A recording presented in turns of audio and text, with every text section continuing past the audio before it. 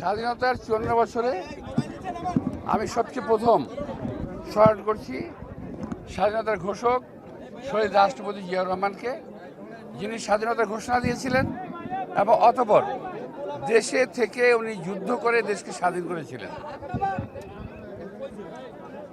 এবং স্বাধীনতার ৫৪ বছর পরেও আমরা প্রকৃত স্বাধীনতার স্বাদটা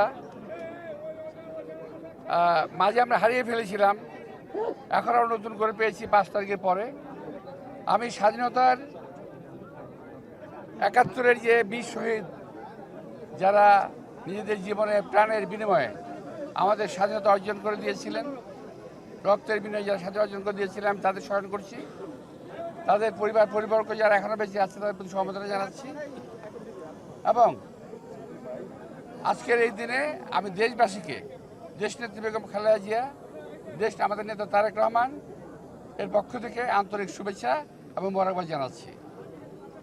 প্রিয় ভাইরা, আমরা এই মাত্র কিছুদিন আগে ৫ই আগস্ট, জুন, জুলাই, আগস্টের মধ্যে ছাত্র জনতা আন্দোলনের মাধ্যমে আমরা নতুন করে আমরা স্বৈরাচারকে তাড়িয়ে একটা আস্বাদ পেয়েছি। অনেকে বলে দ্বিতীয় স্বাধীনতা। আসলে আজকে স্বাধীনতা দিবস প্রমাণ করবে যে দ্বিতীয় স্বাধীনতা বলে বাংলাদেশে কিছু নাই। যারা বলে তারা আজকে স্বাধীনতা দিবসকে একটু খাটো করতে চায়, অর্থাৎ ৭১-এর স্বাধীনতা তাদের কোনো ভূমিকা ছিল না, সুতরাং এই দিনটাকে তারা খাটো করতে চায়। আমি বলবো যে তারাই যেন একটু নিবৃত্ত থাকে, এই স্বাধীনতা দিবসকে যেন সম্মান জানায় এবং সম্মান করে। তো আজকে এই দিনে আমি আর বেশি কিছু বলবো না। আমরা দেশনেত্রী বেগম খালেদার জন্য আপনাদের দোয়া চাইব এবং এই স্বাধীনতাকে যাতে আমরা ধরে রাখতে পারি, আমাদের পরবর্তী প্রজন্ম যাতে এই স্বাধীনতাকে ধরে রাখতে পারে, এই জন্য আল্লাহ পরম দয়ালু আল্লাহ করুণাময় আল্লাহ তাআলার কাছে আমরা দোয়া কামনা করব। আপনাদের সবাইকে আন্তরিক শুভেচ্ছা ও ধন্যবাদ। নির্বাচন নিয়ে আপনাদের এই তারিখের আগে এবং ৫ তারিখের পরে দলগুলোর মধ্যে যে ঐক্যটা ছিল, তারপরে কিছুটা অনৈক্য দেখা যাচ্ছে, আপনি কি সেটা মনে করেন?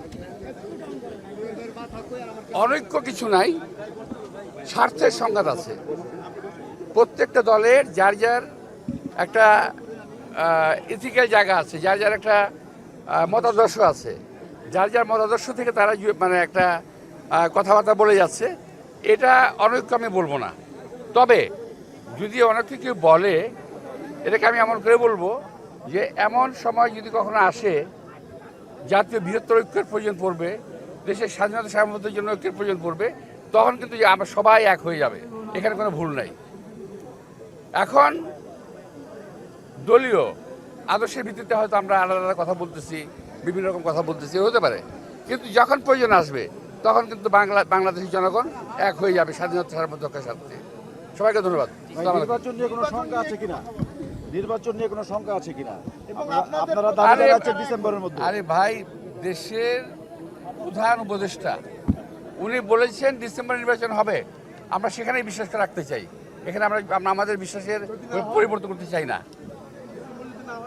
সময় আসুক, দেখা যাবে তখন।